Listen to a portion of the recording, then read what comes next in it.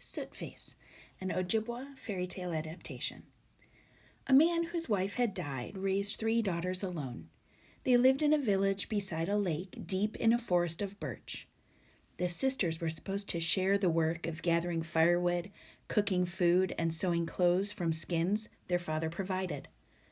The 2 older girls were lazy and bad-tempered. When their father was away hunting, they gave most of the work to their younger sister. The flames from the cooking fire singed her hair and burned her skin. Sometimes her sisters beat her and smeared her face with ashes. They would make fun of her and call her Sootface. She was too afraid of her sisters to argue. She just kept on working. Her sisters took the best skins to make themselves dresses and moccasins. They left Sootface the scraps to sew together for herself. Now there was a mighty hunter who lived with his sister in a wigwam across the lake from the village. A great medicine man had given him the power to make himself invisible. Though no one but his sister could see him, the women of the village were sure that he was handsome. One day the invisible hunter told his sister, "Go to the village across the water and say that I will marry the woman who can see me. This means that she has a kind and honest heart. Each day I will carry my magic bow. The woman who tells you what my bow and bowstring are made of will be my bride."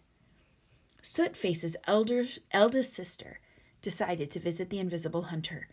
She dressed in her best deerskin robe and wore her finest beaded moccasins.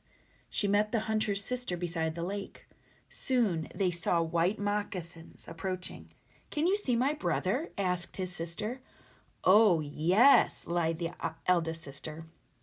"Of what is his bow made, and with what is it strung?" the sister asked. "Birch and rawhide," the eldest sister replied. "You did not see my brother," the hunter's sister said. The eldest sister returned home in a bad temper. The middle sister decided to try her luck. She hung strings of pale shells around her neck and had Sootface weave some shells into her long braids. Off she went, sure she would become the lucky bride. As she walked with the hunter's sister, she saw the white moccasins approaching. Quickly she said, "Here comes your brother now." "Of what is his bow made?" asked the hunter's sister. "Horn," said the middle sister, thinking of the finest bow she could imagine. "With what is it strung?" "Braided horsehair," said the middle sister. The hunter's sister shook her head. "You have not seen my brother." The middle sister arrived home in a fury. The next day, in hopes to find a husband and a better life, Sootface visited the invisible hunter just as her sisters had done. She met the hunter's sister who was drawing water from the lake. Suddenly, Sootface said, "There is a handsome man walking towards us. Do you know him?" The hunter's sister asked, "Can you see him?" "Yes. He is carrying a beautiful bow made out of a rainbow." Sootface exclaimed, "How is it strung?" The hunter's sister asked. "With white fire, like the Milky Way," Sootface replied. The hunter's sister embraced Sootface, crying, "You are going to be my brother's bride and my own sister."